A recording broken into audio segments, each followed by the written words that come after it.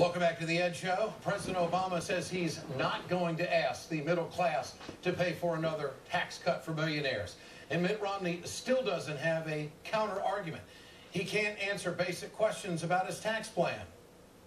Give me an example of a loophole that you will close. Well, I can tell you that people at the high end, high-income taxpayers, are going to have fewer deductions and exemptions. Those numbers are going to come down. Otherwise, they'd get a tax break. And I want to make sure people understand, despite what the Democrats said at their convention, I am not reducing taxes on high-income taxpayers. Romney won't name a single loophole he would actually close. Under his plan, the wealthiest Americans get a $264,000 tax cut, we think. Mitt Romney's running mate doesn't do any better answering the simple question. Don't voters have a right to know which loopholes you're going to go after? So Mitt Romney and I, based on our experience, think the best way to do this is to show the framework, show the outlines of these plans, and then to work with Congress to do this. That's how you get things done. The other thing, Isn't George, that a secret plan? We don't want to... No. What we don't want is a secret plan. Ryan won't answer the question because he can't. The arithmetic doesn't work. As President Bill Clinton said, even conservatives have no way of defending Romney's plan. Here's George Will. But there is uncertainty surrounding the Romney-Ryan tax cut plan because they have not specified the deductions that will be closed, and we know where the big money is. Mortgage interest deductions, charitable deductions, taxing as compensation, which it is, employer-provided health insurance, and state and local taxes. All of those, you either hit only the rich, in which case you don't get much money, or you hit the middle class. This is backed up by the Tax Policy Center.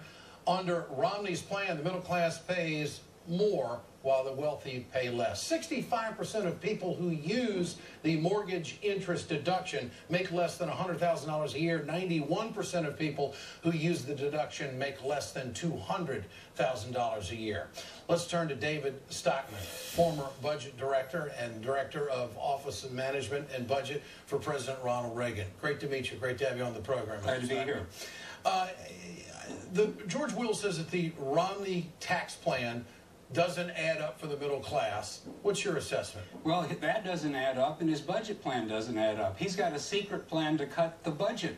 After all, the Republicans were the party of fiscal rectitude. When you ask them in this $3.5 trillion budget, what is it you're going to cut? Well, it's not defense. $700 billion. Biggest defense budget in history. We don't have industrial enemies left in the world. We've been fired as the policemen of the world. Why is he wanting to increase the $700 billion? Second, he complains about entitlements and so forth. Now, I know you disagree with that, but I think we need to means test and reform Social Security, just for the affluent retirees, not, for the mom and pop who only have a Social Security check. They haven't said a word about $800 billion of Social Security, even means testing. Medicare, huge fight.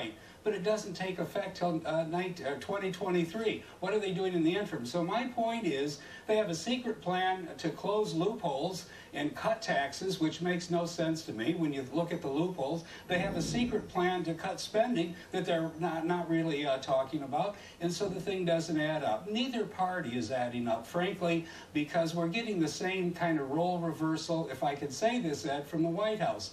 The Democratic Party historically was the peace party, the working man's party. And unfortunately, after 4 years, President Obama hasn't cut a dime out of defense. He should be taking on the generals, the military-industrial complex. He's not doing it, and so therefore his position isn't credible.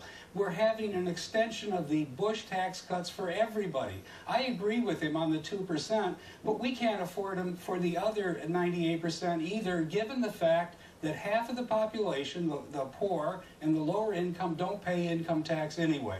So I would say the progressive ought to be no more tax cuts. We can't afford them for anybody, A to Z. We're going after that Pentagon, and we're going to cut back dramatically this huge defense establishment we don't need.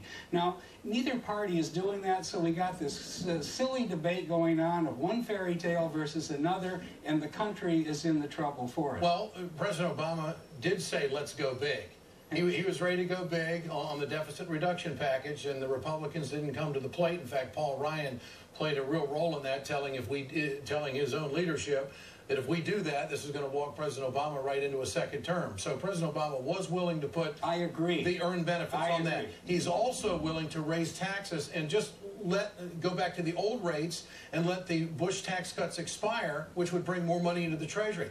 But no one ever talks about how much money that would actually be. Do you know? Yes, I know. It would be, for the top rates, it's over $1 trillion over the next 2 years. So it would help. It would help a lot, but we need to basically let them expire for everybody, and that's $2.5 trillion. Now, let me talk about the loopholes that he won't name that he wants to close. There's $1 trillion worth of loopholes, so they say, easy.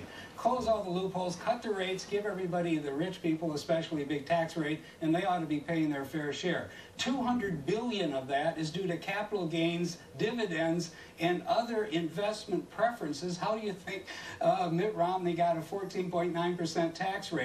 Are they going to close all that? Are they going to get rid of the health deduction for employer plans and so forth? Are they going to get rid of retirement deductions? Are they going to get rid of state and local tax exemptions? Well, the answer to those questions is probably not, because the people don't want it.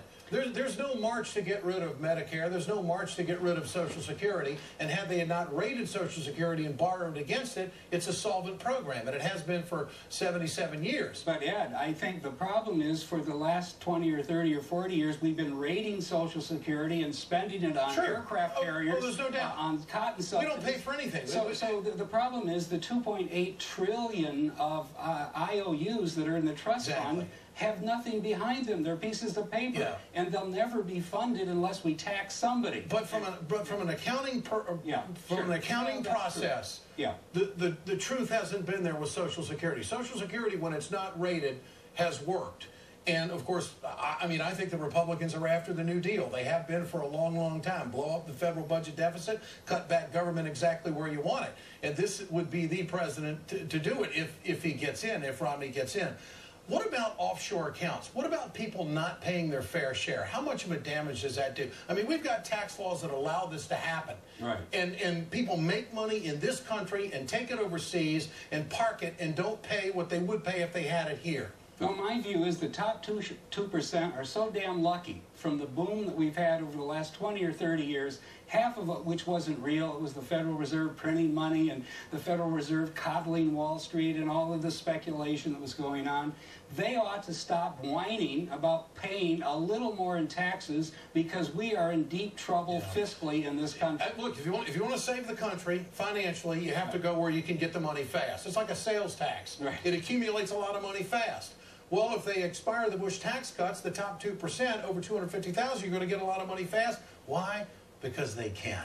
And they've got all the breaks. I mean, that's where I'm at. I mean, if you're going to fix it fast, that's where you got to go quickly. And I don't think it's going to hurt job creation. Great to have you on the program. Mr. Stockman, thank you so much.